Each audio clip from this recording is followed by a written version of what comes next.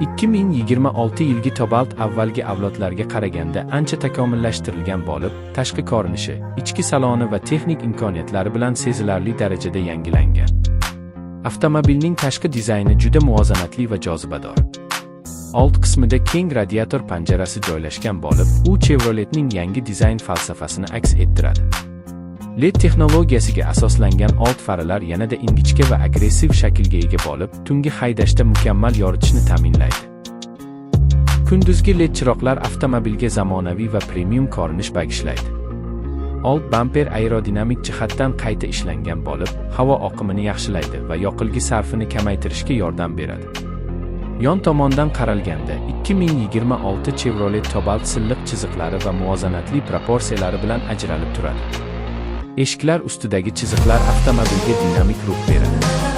Gildirak arkalarning yumaloq shakli esa mashinaning barqaror va mustahkam ko'rinishini ta'minlaydi.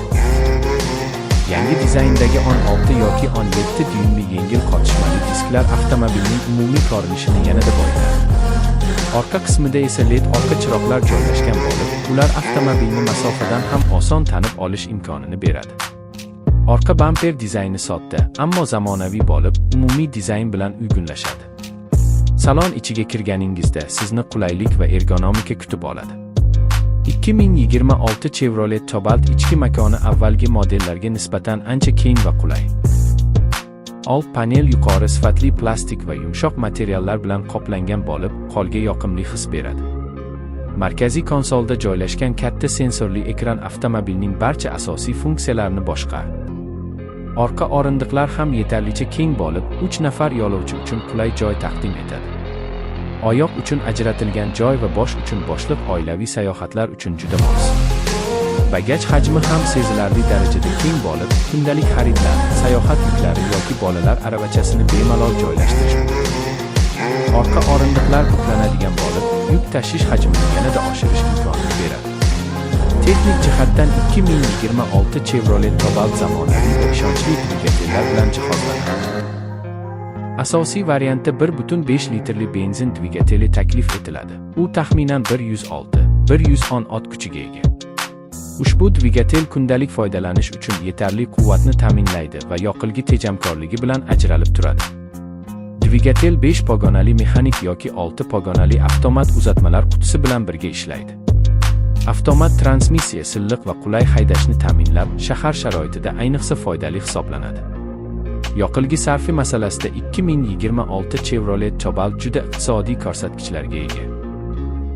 Shahar sharoitida o'rtacha 7-8 litr, trassa sharoitida esa 5-6 litr atrofida yoqilg'i sarflaydi. Bu ko'rsatkichlar avtomobilni kundalik foydalanish uchun juda maqbul variantga aylantiradi. Shuningdek, dvigatel ekologik standartlarga mos bo'lib, zararli chiqindilar miqdorini kamaytirishga qaratilgan. Xavfsizlik masalasi ham Chevrolet tomonidan e'tibordan chetda qolmagan. 2026 Cobalt bir qator faol va passiv xavfsizlik tizimlari bilan jihozlangan. Standart komplektatsiyada old va yon xavfsizlik yostiqchalari, ABS, EPT va ESP tizimlari mavjud. Ushbu tizimlar favqulodda vaziyatlarda avtomobilni barqaror ushlab turishga yordam beradi. Bundan tashqari, orqa ko'rish kamerasi, parkovka datchiklari va tormoz kuchini taqsimlash tizimi haydovchiga qo'shimcha qulaylik va xavfsizlikni ta'minlaydi. Ba'zi bozorlarda 2026 Chevrolet Cobalt qo'shimcha xavfsizlik funksiyalari bilan ham taklif etilishi mumkin. Masalan, qatorni tark etish haqida ogohlantirish, old to'qnashuv haqida signal berish va avtomatik